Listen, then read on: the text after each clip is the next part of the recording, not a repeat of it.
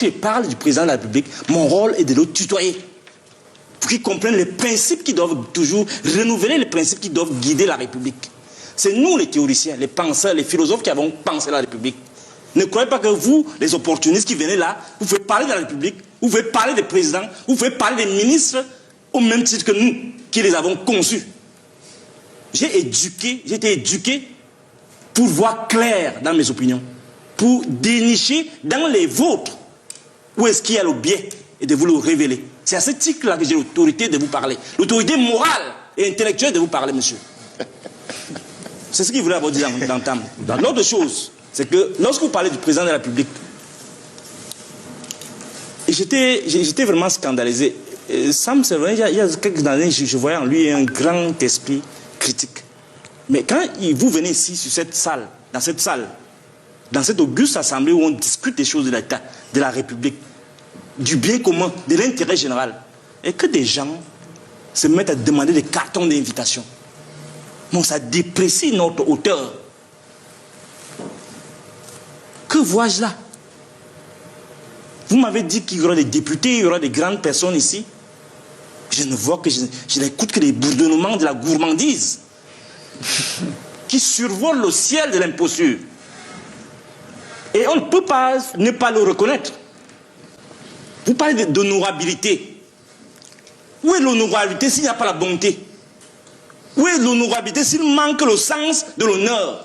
S'il manque l'esprit de sacrifice? S'il manque la grandeur requise que doivent incarner ceux qui doivent représenter le peuple? C'est la question qu'on se pose et à laquelle on doit répondre. Pour revenir à votre question sur le chef de l'État, ce n'est qu'il soit même croulant, qu'il soit sur la chaise roulante, on ne veut pas savoir. Ce qu'on veut savoir, c'est que est-ce que les politiques mis sur pied depuis 42 ans, mais bien avant, hein, puisqu'il est là, il est Premier ministre et tout le reste, depuis presque un siècle, qu'il au cœur de notre République, quels ont été les résultats? Est-ce que cette jeunesse a espoir avec ce qu'elle voit? Quelle est cette jeunesse qu'on forme là maintenant à l'université? Que nous formons à l'université alors qu'on n'a aucune industrie qui peut résorber ces gens-là. Ce qui fait problème dans ce pays, lorsque vous voyez la jeunesse qui est emballée dans l'imposture, c'est la victoire de la haine et de la honte sur le sens de l'honneur. Ce qui pose problème fondamentalement dans ce pays, c'est cette victoire de la honte et de la haine sur le sens de l'honneur. Je m'explique. Vous avez vu quelqu'un qui emballe, mon petit frère là, il emballe tout ça dans un juridisme avec le député, dans un juridisme qui ne dit pas son nom. Tout ce qui est fait dans ce pays pour tuer ce pays est emballé dans la Constitution. Ou bien dans le non-respect de la Constitution. C'est ce que vous voyez là devant vous. Un monsieur dont tous les enfants, les petits-enfants, les arrière-petits-enfants sont versés dans la République. Un monsieur grabataire qui a fait toute sa vie à l'Assemblée nationale, avant peut-être que je naisse, qui récompense son Dieu par une offrande sacrée. Et on fait passer ça dans un juridisme qu'on veut nous faire admettre là. Kava Yegi Djirbilil, c'est l'un des hommes dans cette République qui n'est peut-être pas maudit, mais à plaindre. Et quand il décide comme ça, ce n'est pas tout ce qu'on a dit à les commissions aussi pour le bien, non. C'est que les gens sont dans un processus de remise à zéro des compteurs. Il savait que à tout moment, on peut le bouger. Il a donc décidé que non. Comme 2025 arrive, il faut qu'il fasse tout pour se maintenir au pouvoir. Monsieur Bengono a dit là tout à l'heure que, en référence à la France, il a osé parler de Louis XIV. C'est-à-dire, il a osé. Pour moi, c'est un sacrilège. C'est-à-dire, comparer notre situation, comparer le grand architecte de la France, Louis XIV, le roi Soleil. Pourquoi on n'a pas dit palais Louis XIV? Non, par scrupule. Il y a les gens qui ont le sens de l'honneur, le sens du scrupule. Et on décide, bon, c'est pour ta fille. Non, les grands hommes n'ont pas besoin de ça.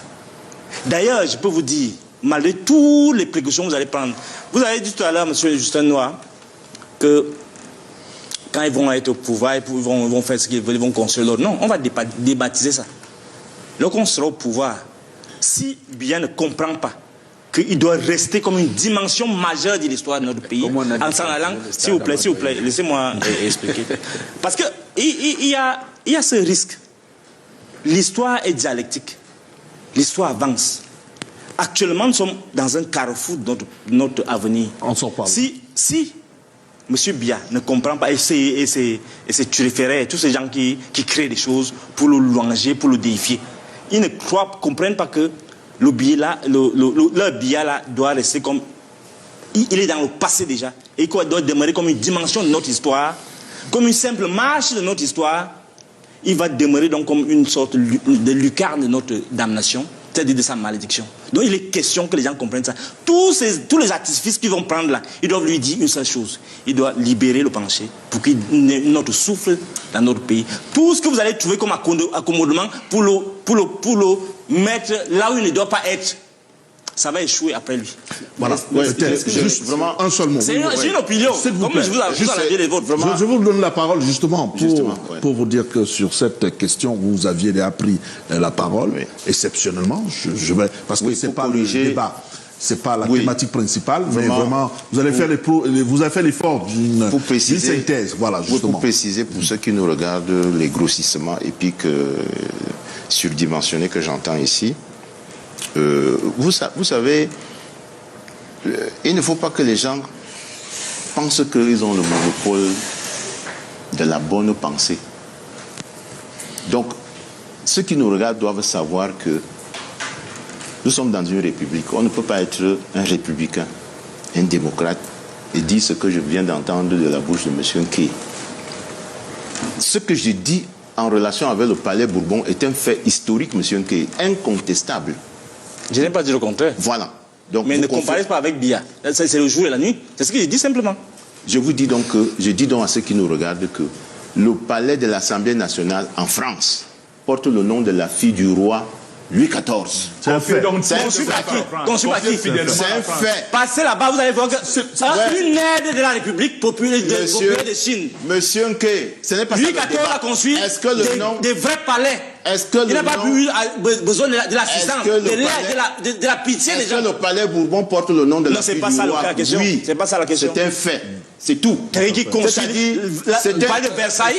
Vous nous comparez avec Biya. Docteur Frédéric, vous avez apporté la nuance. On a compris. Vous avez apporté la nuance. Laissez-moi apporter l'autre nuance. J'ai dit que... Et moi j'en ai apporté à ceux qui disent, à ceux qui nous regardent, je leur dis que c'est un fait historique incontestable. On ne cherche pas à savoir si Louis XIV a conçu ou pas. On demande si un immeuble public de cette taille, de cette dimension, peut porter le nom d'un individu. C'est le nom sur quelle base? De la fille du roi. Pourquoi? Deuxième élément, et c'est le jeune Anava qui l'a apporté ici, c'est-à-dire nous sommes dans un univers où les gens veulent faire croire à ceux qui nous regardent que être un soutien du président Biya est disqualificateur. Non. Mais c'est vous qui êtes disqualifié, monsieur Nkei. Vous êtes sur un plateau, vous parlez en quelle qualité? Vous représentez qui? Vous ne représentez personne. Je vais vous répondre. Vous représentez une association qui n'a même pas encore été légalisée. Vous dites que légalisée de fait. Vous représentez qui? Vous ne représentez personne. Le président Biya représente le peuple camerounais, élu par le peuple camerounais, le seul élu du peuple camerounais. Je vais répondre. Au suffrage universel. Et il n'a pas à dégager, c'est pas vous qui le dégagez. C'est pour ça qu'on vous dit d'aller aux élections. Parce que dans une république, les démocrates vont aux élections pour se faire élire. Vous voulez que le président Biya dégage pour aller... S'il vous plaît, vous laissez terminer. Attendez tranquillement le moment des élections, monsieur Nkei. Vous allez vous faire élire si vous voulez. D'ailleurs, vous venez de créer une association. C'est une très bonne chose. Puisque vous n'avez pas d'élu, vous pourrez peut-être être un candidat indépendant si vous réussissez à remplir les conditions qui sont prévues par l'article 122 du Code électoral qui exige de vous.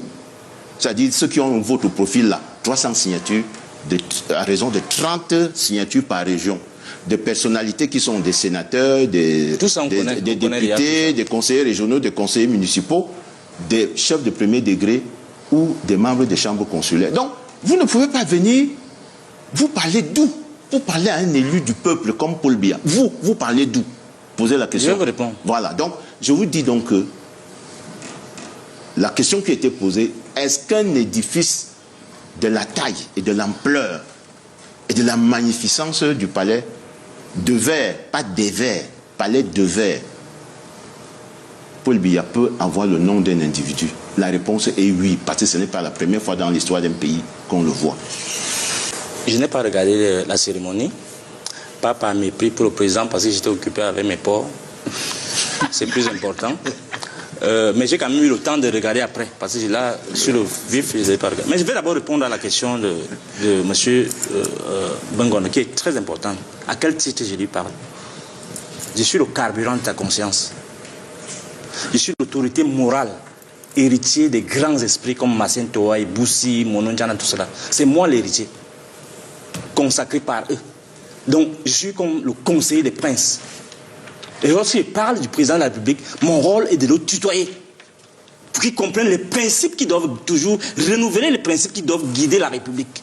C'est nous les théoriciens, les penseurs, les philosophes qui avons pensé la République. Ne croyez pas que vous, les opportunistes qui venez là, vous pouvez parler de la République, vous pouvez parler des présidents, vous pouvez parler des ministres au même titre que nous, qui les avons conçus. J'ai été éduqué pour voir clair dans mes opinions, pour dénicher dans les vôtres où est-ce qu'il y a le biais et de vous le révéler. C'est à ce titre-là que j'ai l'autorité de vous parler, l'autorité morale et intellectuelle de vous parler, monsieur. C'est ce qu'il voulait avoir dit d'entendre. L'autre chose, c'est que lorsque vous parlez du président de la République,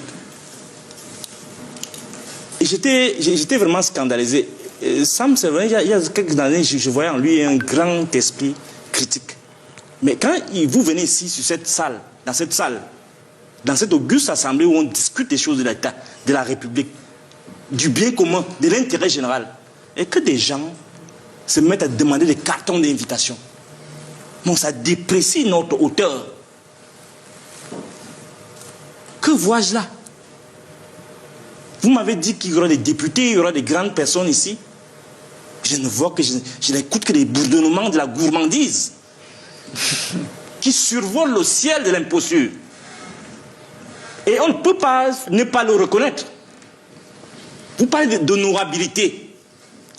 Où est l'honorabilité s'il n'y a pas la bonté? Où est l'honorabilité s'il manque le sens de l'honneur? S'il manque l'esprit de sacrifice? S'il manque la grandeur requise que doivent incarner ceux qui doivent représenter le peuple?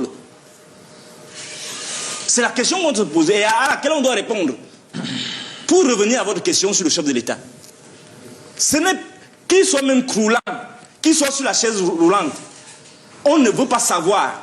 Ce qu'on veut savoir, c'est que est-ce que les politiques mis sur pied depuis 42 ans, mais bien avant, hein, puisqu'il est là, il est Premier ministre et tout le reste, depuis presque un siècle, qu'il au cœur de notre République, quels ont été les résultats? Est-ce que cette jeunesse a espoir avec ce qu'elle voit? Quelle est cette jeunesse qu'on forme là maintenant à l'université? Que nous formons à l'université alors qu'on n'a aucune industrie qui peut résorber ces gens-là. Et on vient me dire ici que le président est debout, il travaille à quoi? À l'inertie, à rien. Et on ne doit pas s'offusquer de ça. Parce que si tu dis ça, tu ne respectes pas le président. Est-ce que le président vous a dit qu'il a besoin qu'on le respecte? Il a besoin qu'on suive ses directives. Et lui-même dit que personne ne suit ce qu'il dit. Ça veut dire qu'il s'est entouré des incompétents. Il a créé un culte païen à travers lequel on va célébrer son nom alors que nous tous sommes morts. Voilà la République dans laquelle nous sommes actuellement. On ne peut donc pas s'empêcher de dire à vous autres qui venez ici claironner, jouer aux obligés, que ce n'est pas le sport qui nous intéresse. Ce n'est pas vos trophées que vous manipulez avec Eto'o-Fils qui nous intéresse. Ce qui nous intéresse, c'est que de voir ce pays décoller. Ce qui nous intéresse, c'est voir cette jeunesse avoir espoir. Et ne venez pas énerver les gens avec une image qu'on fabrique dans les bureaux de la présidence. Et on nous impose comme le chef de l'État. Le chef de l'État, il est fatigué. Il vous dit qu'il est fatigué, mais on l'amène à continuer à travailler. Le sport, le foot. le plaisir, la jouissance. C'est ça qui développe un pays. On lui a donné des trophées parce qu'il a fait jouir les gens. Et c'est ça qui fait développer un pays. Merci. Il faut arrêter ça. Merci, docteur Fridelenke. Peut-être Sam Séverin Ango voulait dire un ou deux mots avant qu'on embraye sur la première thématique. On s'en parle là? Oui, en réalité, non, juste sur les sorties de mes deux voisins qui tentent de m'étrangler. Ça ne commence pas aujourd'hui. Vous savez, mon positionnement dérange. Et je suis très bien placé parce que je les ai tous côtoyés, ceux qui disent appartenir à ce qu'on appelle les forces de changement. Parce que moi, je suis différent de tout ce monde. Monsieur Nke, vous devez faire preuve de modestie. Ah oui. Parce que intellectuellement, je suis au-dessus de vous. C'est quand vous êtes entré à l'université, j'y suis entré bien avant vous, des années avant. Je suis d'abord votre aîné. Donc ne venez pas sur des plateaux faire de la simple agitation. Parce qu'au passage, Sam Séverin Ango, je suis homme politique parallèlement. C'est-à-dire qu'aujourd'hui, je suis militant RDPC de la section Villa Centre. Et je parle escalité en même temps. Alors, pour le cas de M. Roger Justin Noah, je voudrais vous demander, M. Boubangomna, pour la bonne suite de cette émission, de bien cadrer le personnage. Parce que, non seulement, il ne peut pas jouer à ce jeu, je suis non seulement plus brillant que lui, plus outillé sur bien de choses. S'il commence à déranger la bonne marche de ce débat, on ne va pas y arriver. Donc je lui demande d'abord de retirer les conneries qu'il a formulées en tout début me concernant, parce que ce sont des conneries. Donc vous n'avez pas à me comparer à qui que ce soit, parce que l'émission est bien trop sérieuse. Donc demandez-lui d'être discipliné. S'il ne peut pas l'être, alors là, ça va vraiment se gâter. Moi je n'ai pas fait le déplacement de Canal Presse pour venir être entouré d'abrutis autour de moi. Donc, il faut vraiment qu'on s'entende sur ce coup-là. Merci, Sam Séverin. Je vous laisse 5 secondes. Vraiment faire une précision. Pour dire à Fridelenke que... On va peut-être, honorable, Moi, je vais répondre aussi. J'ai le droit de répondre. Non, on va rentrer dans le débat. Parce qu'il a eu la parole deux fois. On va rentrer dans le débat. Il a eu la parole deux fois. Docteur Fridelenke et honorable, on rentre dans le débat qui est politique présidentielle. Vous allez garder vos arguments. Mais il faut des attaques ad hominem. C'est interdit ad hominem. Vous savez ce que ça veut dire, une attaque ad hominem? Bien sûr. Vous sortez du débat, vous attaquez à la personne. On ne va pas permettre. Minimalement cela. Voilà, on ne va pas permettre les attaques ad hominem. Donc, pas des attaques de personnes. Je crois que c'est bien cela. On reste sur les idées. On discute sur les idées. Je suis resté sur les idées. On va discuter sur les idées. Je suis resté sur les idées. Je vous en prie, on reste sur les idées. Quand il qualifie les gens d'abrutis, vous, ça passe. On reste. C'est scandaleux. C'est valable pour tout le monde. On est d'accord, non? C'est valable pour tout le monde. Tous ceux qui sont sur ce plateau. Un homme supposé être intelligent. Supposé être intelligent. Mais il dit que les autres sont les abrutis. C'est vous qui avez commencé. Gardez vos arguments, s'il vous plaît. On va évoluer. On n'a pas encore commencé la première thématique. On était juste sur la mise en bouche. On va prendre une pause.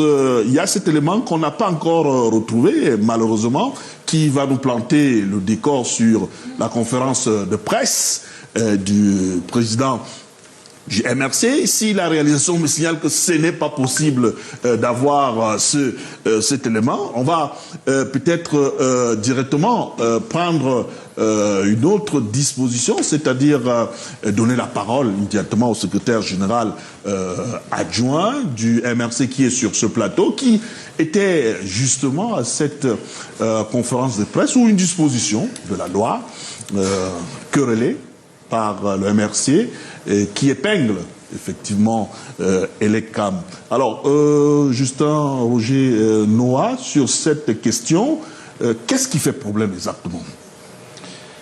Écoutez, avant de répondre à votre question, très rapidement, les téléspectateurs jugeront d'eux-mêmes. Je ne réponds pas aux insultes. Je reste dans les idées, et c'est sur la base des idées que j'ai apprécié le retournement de veste de mon compatriote. J'ai terminé. Maintenant, ce qui est plus important pour nous, c'est exactement ce que nous décrions. Du couplet de cette année-là, nous avons déposé.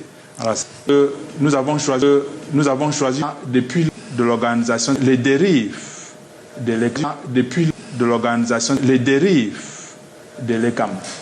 Par décembre 2022, on ne devait plus être à 7 845 122 électeurs.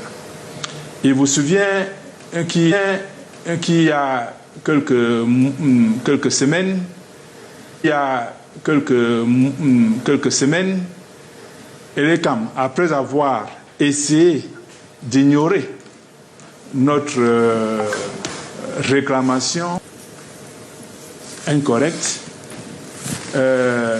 appelée défaut d'empreinte digitale, qui aurait été effacée parce que ces gens dont on enlevait 120 000 personnes étaient essentiellement des planteurs. Et l'ECAM est revenu en disant, oh bien, nous allons réintégrer les 120 000 personnes. Alors,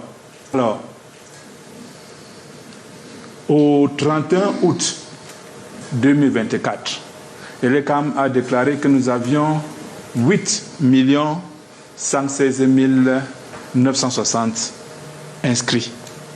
Mais il faut revenir quelques semaines avant, parce que c'est important. Le directeur général de l'ECAM, répondant à une question d'un journaliste, avait dit, tenez, c'est bien qu'il y ait cet engouement sur l'inscription, mais tenez, vous pouvez avoir 200 000 inscrits, mais après toilettage, qu'il n'y en ait que de retenus 50. Et nous, ça avait attiré notre attention, parce que nous avons vu en cela une espèce de préparation d'opinion publique sur ce qui allait se passer plus tard. Eh bien, nous y sommes.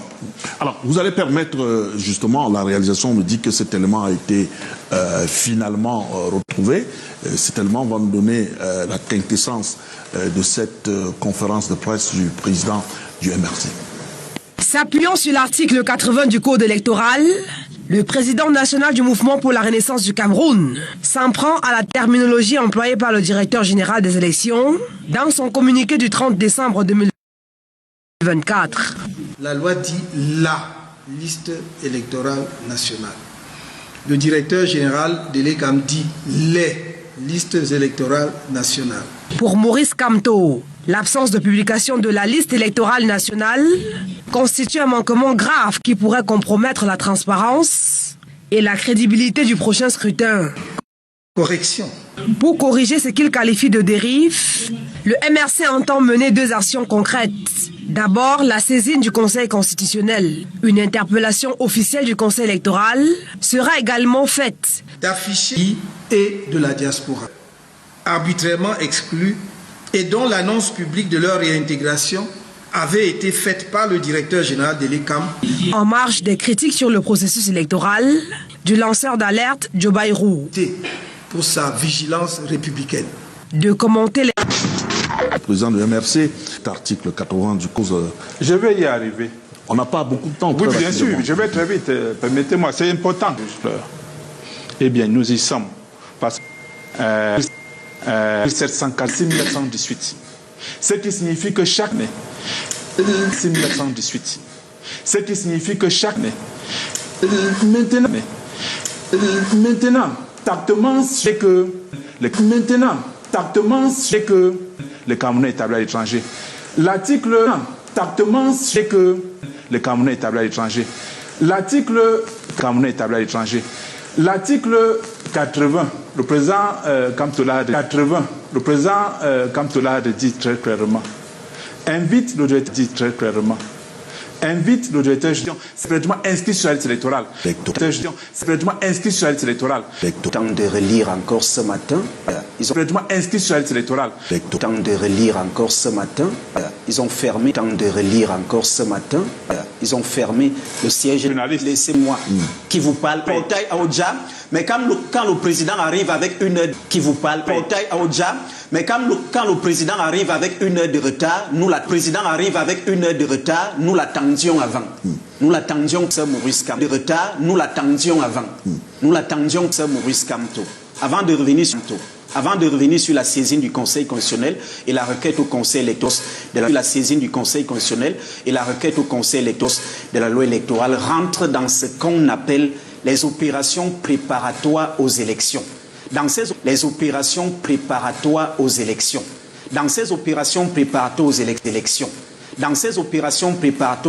c'est-à-dire sous-préfet pour représenter l'âme de chaque de révision. Vous avez les commissions de monsieur le directeur général des élections, celle du 30 décembre 2024 qui est un communiqué. Qu'est-ce que monsieur le directeur général des élections établit et rend public la liste. Le directeur général des élections établit et rend public la liste électorale. Le docteur Éric Essoussé met à la disposition du public le 30 décembre 2024. Le directeur général des élections informe l'AGI de repartir les statistiques des élections, selon les catégories, ce que les Roger Justin-Noir et les autres n'ont pas pu lire. Ils ont commencé une agitation sur les réseaux sociaux. Le directeur général des élections sur les réseaux sociaux. Le directeur général des élections vous dit, voici les statistiques au terme. Les listes électorales sont établies et tenues dans les antennes communales. Qu'est-ce que le citoyen doit faire, ou un mandataire d'un parti politique, ou un électeur devrait faire? Vous saisissez simplement la commission de révision des listes électorales sur les omissions ou les erreurs qui ont été constatées avec une requête, et en retour, on le fait. Maintenant, le deuxième débat, les 120 000 électeurs, les chiffres ont été grossis par le professeur Maurice Kamto, c'est une précision. Parce qu'il s'agissait de 103 000 électeurs qui ont été écartés pour des raisons d'empreinte. Cela s'explique par quoi, M. Bouba? Elections Cameroun traverse des difficultés avec les kits d'enrôlement. Il peut arriver que pour des raisons techniques, que la machine ne puisse pas reconnaître les empreintes. Qu'est-ce qu'il faut faire au niveau de l'opération de toilettage que je vais d'ailleurs expliquer ici? Dans le toilettage, et selon l'article 76, elle est décédée. Ce dont la radiation a été prononcée par une autorité judiciaire. Des personnes également qui sont dans les situations de doublons, c'est-à-dire que les personnes ont été inscrites plusieurs fois. C'est ce qui a été fait. Et à l'heure où je vous parle, M. Bouba, les 103 000 électeurs réclamés par le MRC ont été réintégrés dans la liste électorale nationale. Et je sors que Elections Cameroun aille à la poste centrale afficher la liste électorale nationale. Dit que c'est le directeur général des élections qu'il veut. Sauf que en clair et net, pour que ceux qui nous regardent écoutent, article 80, à l'issue Cameroun. Et c'est l'article électoral national. Tout parti politique Cameroun. Et c'est l'article électoral national. Tout parti politique, tout électeur, et c'est l'article électoral national. Tout parti politique, tout électeur, tout mandataire d'un parti ou d'un candidat peut saisir le conseil électoral de toute demande d'un parti ou d'un candidat peut saisir le conseil électoral de toute demande. Un recours devant la cour d'appel du ressort des 5 jours de la saisie. Du MRC, cour d'appel du ressort des 5 jours de la saisie. Du MRC, vous comprenez tout. On a pu prouver vous comprenez tout. On a pu prouver un lien quelconque. Vous comprenez tout. On a pu prouver un lien quelconque avec le MRC. C'est factuel. Et ça aussi, c'est très factuel. Monsieur Noir, laissez-moi finir. D'accord, merci pour cette précision. Je dis donc que cette jonction... Il peut pas, vous reprenez la parole juste derrière lui. Il ne peut pas dire ce qui n'est pas vrai. Non, il ne peut pas vous aurez votre temps de parole parce que tout ce que vous dites, qu'il apporte la preuve de ce qu'il dit. Tout ce que vous dites n'est pas parole d'évangile. Non, mais je ne manipule pas l'opinion.